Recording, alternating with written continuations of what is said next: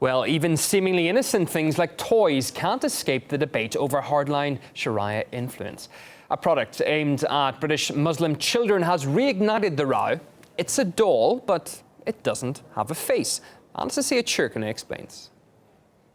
A doll causing a stir in the UK, an Islamic toy with no face, designed in Britain and made in China. We tried to get a hold of the so-called Deeni Doll, but at £25 a piece and a limited number made, they were already sold out.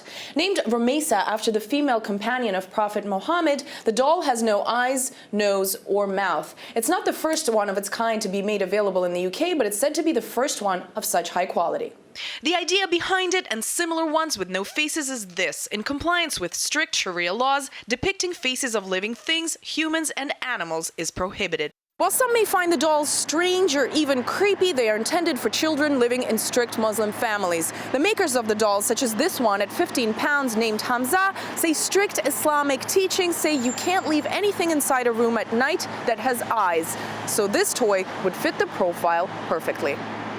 But critics are not having much of this. Some have dubbed the idea behind the faceless Islamic dolls silly and foolish, saying the idea behind them misrepresents Islam teachings in an overly conservative manner, simply taking it too far.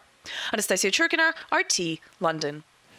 In fact, faceless dolls are not exclusive to Muslim culture. Amish dolls are another example. In the Dominican Republic, dolls with no faces are very popular among tourists, and even in pre-revolutionary Russia, peasant families used to make and sell similar toys.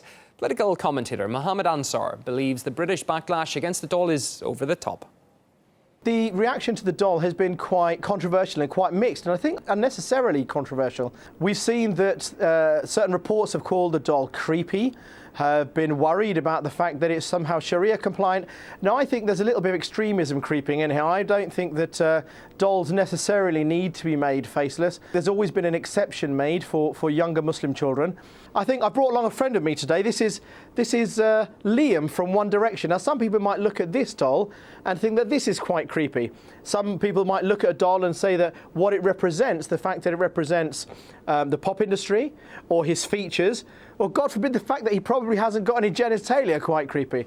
So whether we have a doll without a face or not, I think isn't really the point. The question is, can we tolerate those kind of views in a pluralist and a liberal democratic society?